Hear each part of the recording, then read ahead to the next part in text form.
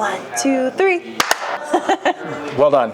Yay. I love the starts. I don't know why, but there's something so nice about it. Yeah. Satisfying. Yeah, right? Hi, Jen. Hi, Mark. How's it going? I'm doing well. Excited to be here with you guys this morning. Thank you for joining us. What yeah. do we have today? We have the all-new 28-75 2.8 G2 for our friends in the Nikon Z mirrorless system. This brings us into another lens for the professional tier photographer. Most people are aware that we brought out 2 versions of this lens for the Sony system. The original one was the most popular lens that we've sold for mirrorless yet. For 5 years, it was our #1 selling lens. It was an unbelievable success for us. And then we brought out the G2, which overhauled that lens in every possible category. Construction, speed of focus, optical design, the coatings, even the weather seals were updated, and it became the budget-minded professional lens. And now we brought it out for the Nikon system in full collaboration, so it's completely native to Nikon Z. All of the autofocus systems work. The weather sealing will match what your cameras are capable of. Nikon is well known for the quality of their build. I have it today on the Z F, this beautiful camera that Nikon just came out. This is a brilliant combination. I can't express to you how awesome this feels in the hand, but it's also designed to stake a reputation to you. If you're a professional working with the Z8 or the Z9, this lens will hold for you. We claim in our press release that it's the highest optical performance in this mid-range class. I haven't had a chance to shoot that out myself, but I have had a chance to shoot the lens, and I can assure you it's gorgeous. The output is just phenomenal. So I expect it to do very well. It goes on sale on April 18th for $999, which will be a steal considering it is designed to go head-to-head with professional grade lenses at obviously half to almost a third the price in case of some of them. So good job for us, good job for Nikon peeps. It's going to be awesome. Yeah, that's pretty exciting. Yeah. Cool. So like, who do you think this lens would be good for? The 28-75 range is one of the 2 major workhorses for any walk-around photographer, especially someone who needs to pack small and lightweight. It's weather sealed, so you can shoot indoor, outdoor, inclement weather. I shot its Sony version in blizzard conditions in Yellowstone. I can tell you it's not a problem. You can shoot wherever you need it to be. This is for wedding photographers. This is for concert photographers who are on the stage below in the pit. Anybody shooting indoor sports that can have sideline access and need a wider field of coverage. You name it. Anything that you would use a mid-range wide to a mid-range tele for. I've got event photographers that side hustle as headshot photographers. This is a lens that they will use constantly for that type of work. This is one of those lenses that every photographer owns to some degree in some form or another. I know it's a crowded field, but especially for Nikon Z, this is going to stand out above the rest, I think. Yeah. So. Can you tell me about, I know you have a G1 version and now we have a G2, right? Yes, Can absolutely. we kind of talk about the differences? Absolutely. So when we do a G2 version, we overhaul every specification. So the only thing that they really share is the focal length itself. It's a new autofocus motor. It's our what we call the VXD motor. I know that Tamron is well known for our many acronyms. This is our version of a linear motor, and what that means to you is that it's very fast, very accurate, and super silent. So not just for still photographers, but videographers looking to do simple focus pulls without any ratcheting sounds or anything like that. Even the mic on the camera can't pick it up, which is a beautiful thing. We did add that hybridized intelligent programmability using the USB-C port. So all of our professional grade lenses from here forward will have this USB-C port. Allows you to plug it directly into the Android Tamron lens utility or into our laptop version of our Tamron lens utility, and then you can actually program focus pulls from there. You have the ability to pick a spot and the lens will always remember it. Because this is a 2.8, this is a lens that some people might even use for light painting during astrophotography. One of the things that I love to do, and I do this with the 35 to 150 that you all know and love, is I actually have the camera pre-focused on the stars. We all know how difficult it is to focus on stars and how many hours of your life are wasted forever getting back to focusing on the stars. So in this case, all you have to do is focus on the stars once, hold the button down when you have the button set for focus, preset, and it will remember them from here on out.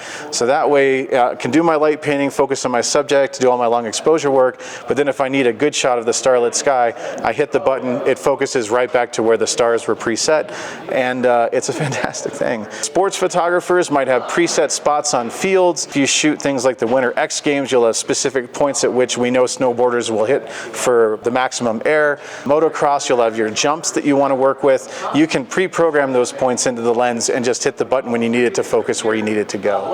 Little things like that. The original one obviously couldn't do that. It's actually higher transmission, so it's a brighter lens throughout the focal range.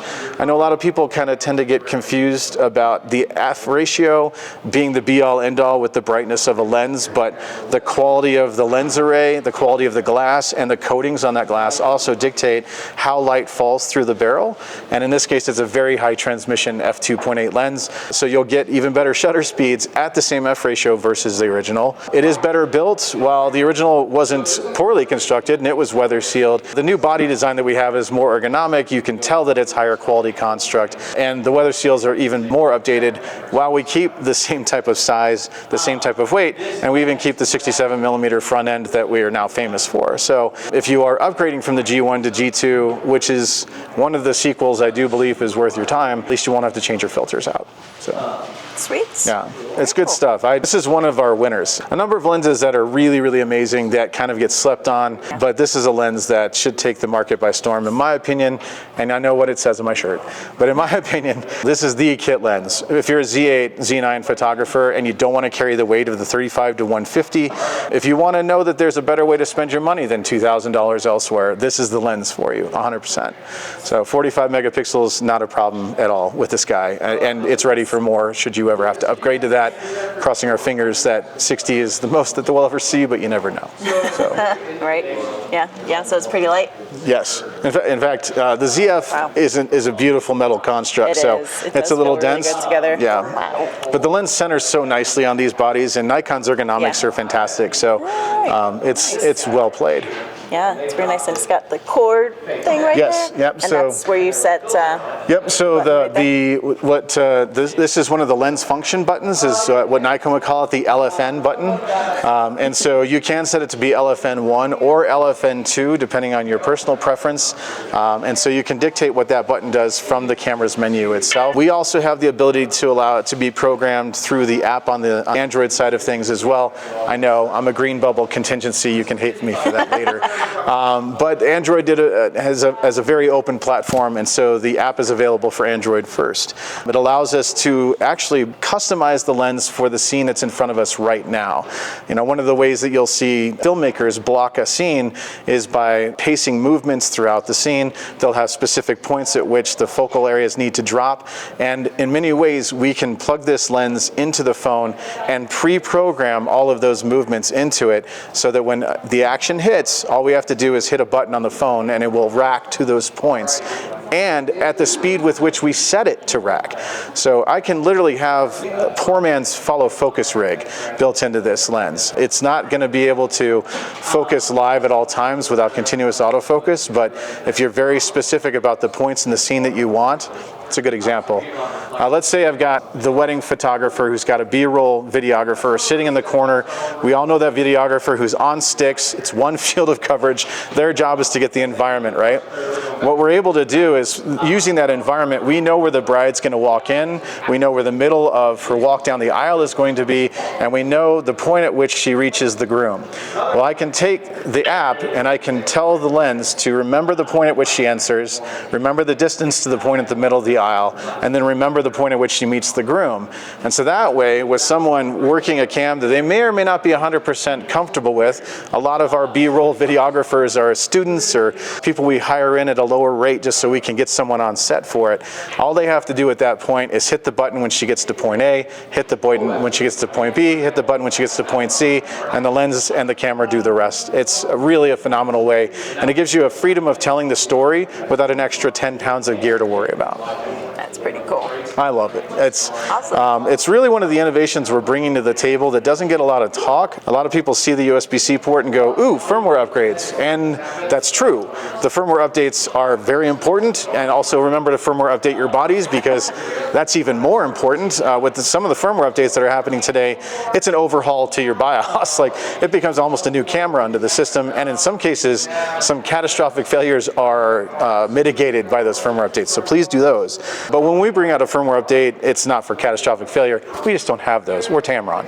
However, it does help with the behavior of the lens, and it makes it more forward compatible with any new cameras that might be coming out given the system you're shooting. So again, it'll be $999, which is, again, a freaking steal. We are one of the companies that does include the lens hood. I know that seems really weird to say, but there are still some folks out there that don't do that. We'll never understand that. We believe you bought the lens, you bought the hood. So caps included. We always have the Tamron 6-year warranty. We do have the best warranty in the industry. It's no questions. We service everything in the US by one of the best service teams available. So we still have an average of between 3 to 5 day business on your repair turns. So we're also one of the fastest in the business. You don't have to be a pro to access that level of service. We take care of everybody at that level. So we believe in equity. It's good. Right? Yep. Cool. Well, thank you so much for showing us this new lens. Dude, I'm today. happy to see it. You guys are one of the first in the world to see this lens live, and it's fantastic. And it's at my old home store here in Lone Tree, Colorado. So I got a little bit of love for you. So this is nice. We got you. I appreciate your time. Appreciate you coming in. Definitely. Cool. Thank you. Thanks. Thanks for watching, guys. Peace out.